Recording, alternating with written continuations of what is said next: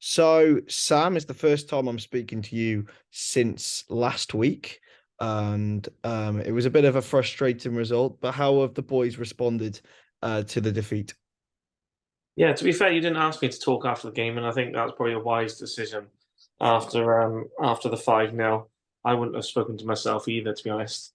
So since then, I've kind of, to be honest with you, I've spoken to a few people about it, and in the club and behind the scenes, and it's one of those where it was frustrating, but I was more frustrated with our draw against Croydon than I actually was with the 5-0 loss to Chepstow. So I kind of got past it quite quickly, actually. And then training on Tuesday was possibly the hardest all the players have worked and the team's worked.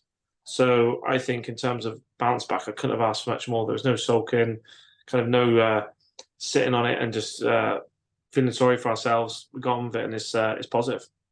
Yeah, Ewan said, speaking after the game, we don't want to dwell too much on Chepstow, but Ewan spoke after the game and said that from minute one, it didn't seem right. I think, is that something that you're going to try and rectify come tomorrow against Abertillery? Yeah, look, there's always something. There's always one of those games in the season where every single player doesn't seem to turn up, and it's rare. Don't get me wrong, it's rare. But we had every player who didn't really perform. There was a couple who put in like half decent performances, but just didn't click. There was just something there that didn't click, and on the pitch, off the pitch, on the sidelines, everything was just went horribly wrong. So the good thing is, it doesn't take long to put it right again, and win, lose or draw. The main thing is seeing a performance that's 10 times better than it was against Chepstow on Friday night. So tomorrow is going to be a big one, not only on field, but off it. But in terms of in terms of on field, what's the squad going to be looking like? Is there anyone missing? So there's only one player missing, I think. That was Martin's missing. He's away on holiday, which is obviously a big one to be missing. And then one or two more. So it's been a really tough one for me actually picking a squad because I've got to leave I think 7 or 8 out of the squad altogether, and no one wants to be missing this game. So from a manager's point of view, it is really difficult picking the squad for tomorrow night. Yeah, and in terms of off the field, we've got several big things going on. First of all, Scorio coming down, filming a piece. How important is it for the club to have this sort of promotion across Wales? The coverage from Scoria is great. It's great for the league, us and Aber Bluebirds, and Gareth who put it together and got in touch with them. I think it's credit to him and credit to Scoria for coming down because there is a lot to offer in terms of us as a club, as in where we're going and where we're looking to go. I say got to offer every single club in the league. I think grassroots football is the key in Wales, especially at the moment with what's going on in Wales team and big players leaving. I think the focus and emphasis on grassroots football is massive at the moment, and Scorio's coverage of football in Wales is second to none. So for them to come down and to give their time to us tomorrow night is brilliant. I'm looking forward to it. Yeah, and another piece of excellent news is that show races and the red card are coming down as well.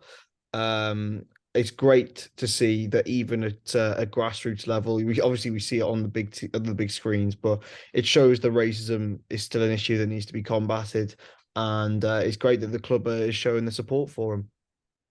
Yeah, it's I think what they're doing is excellent, but it's just a small part of the bigger picture. Everyone needs to chip in, and it's something for the next generation in terms of what we're showing the children. Let's be honest. Like as adults, we need to take responsibility on and off the field.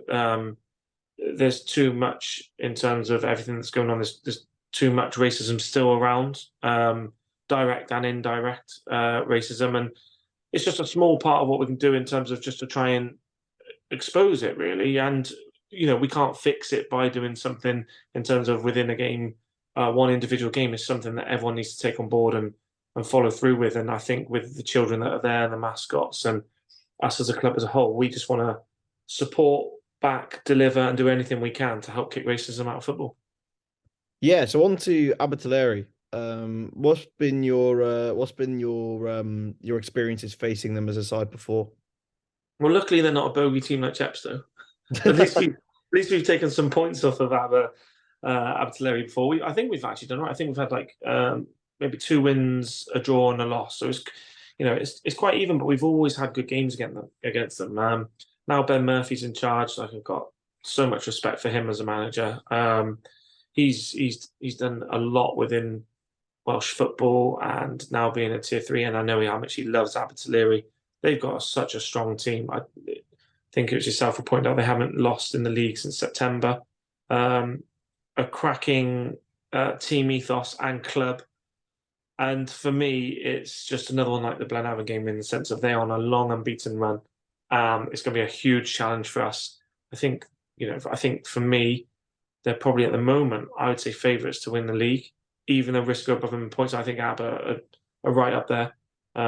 So yeah, it's going to be a huge challenge for us tomorrow night. And how do you approach this tactically? Do you go in with the sort of same ethos that you have done throughout the entirety of the better spell this season, shall we say?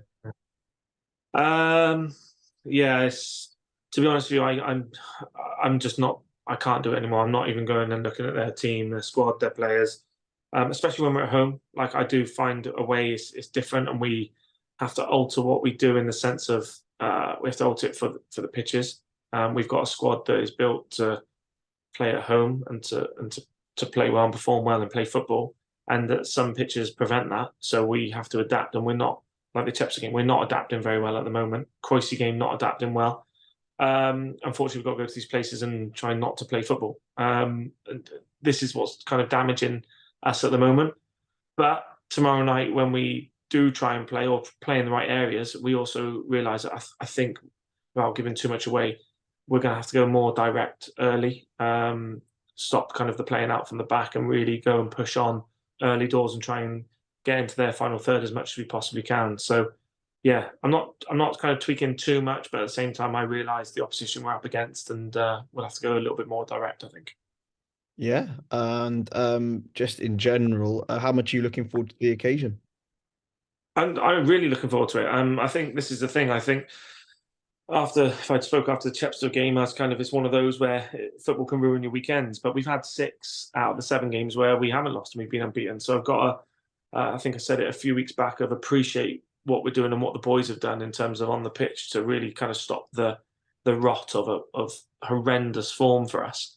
And 2023 has looked brilliant so far. Really good. And I'm excited for tomorrow night in terms of what's going on and off the field. I'm looking forward to the boys putting right what went wrong on Saturday, and making sure that they prove that they are a lot better than what happened on Saturday. I'm looking forward to us off the pitch and as management team to take on the challenge of Abertillery. And I think I think the way it is at the moment, maybe 250, 350 supporters down. We've got someone from Wiltshire, Groundhopper, coming down. We've got local teams coming to support. We've got the children coming to support. We've got a bit of a VIP guest list going on where Gareth and Next Gen have put on in the suite for our sponsors. And we've got sponsors that have been great for us. So I'm looking forward to the whole event and the whole evening tomorrow. Brilliant. I think that's all good, Tom. Thank you.